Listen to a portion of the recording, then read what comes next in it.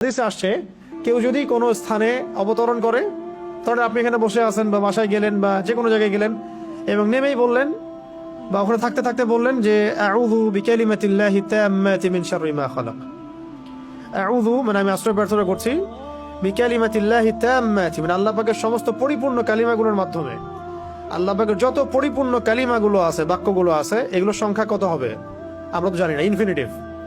কত কালিমা আল্লাহ পাকের আছে না, আমরা তো জানিও না, জানি অল্প কিছু।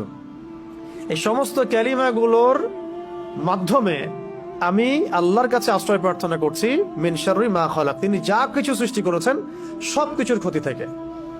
মানুষের ক্ষতি, জিনের ক্ষতি, ঠিক আছে, তারপরে জালেম বাদশার ক্ষতি, ঠিক আছে, রাতের অন্ধকারের ক্ষতি, জাদুর ক্ষতি, সেহের আইন হাসাদের ক্ষতি, জটিল রোগ ব্যাধির ক্ষতি, মহামারীর ক্ষতি, কত ক্ষতি হিসেব করা যাবে, শেষ করা যাবে? যত রকম ক্ষতি আছে সমস্ত ক্ষতি থেকে আমি আল্লাহর কাছে আশ্রয় প্রার্থনা করছি।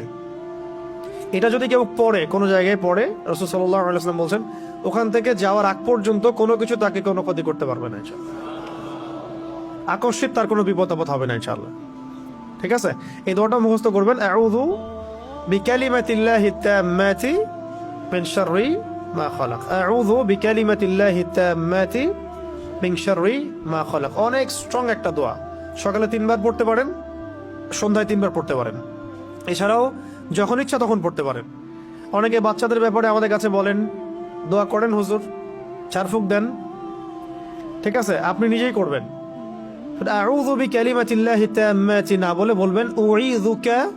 যদি আপনার একটা ছেলে হয় তাহলে বলবেন উঈযুকা, যদি একটা মেয়ে হয় তাহলে বলবেন উঈযুকি, আর যদি একটা ছেলে একটা মেয়ে হয় বলবেন উঈযুকুমা, আর যদি অনেকগুলো বাচ্চাকে একসাথে ঝাড়ফুঁক করতে চান বলবেন উঈযুকুম। 4টা ক্ষেত্র বললাম, ঠিক আছে। একটা ছেলে হলে কি বলবেন উঈযুকা বিকালিমাতিল্লাহি তাম্মাতি মিন শাররি মা খালাক, দিয়ে ফু দিয়ে দিবেন।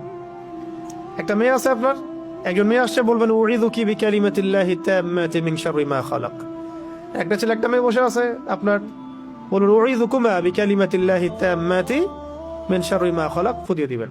ইমাম হাসান এবং হুসাইন রাদিয়াল্লাহু আনহুমা তারা নবী সাল্লাল্লাহু আলাইহি ওয়াসাল্লামের কাছে আসতেন, খেলাধুলা করতেন, ঘাড়ে উঠতেন, পায়ে বসতেন, কোলে বসতেন, তিনি আদর করে বলতেন উঈযুকুমা বিকালিমাতিল্লাহি তাম্মাতি মিন শাররি মা খালাক, ফু দিয়ে দিতেন।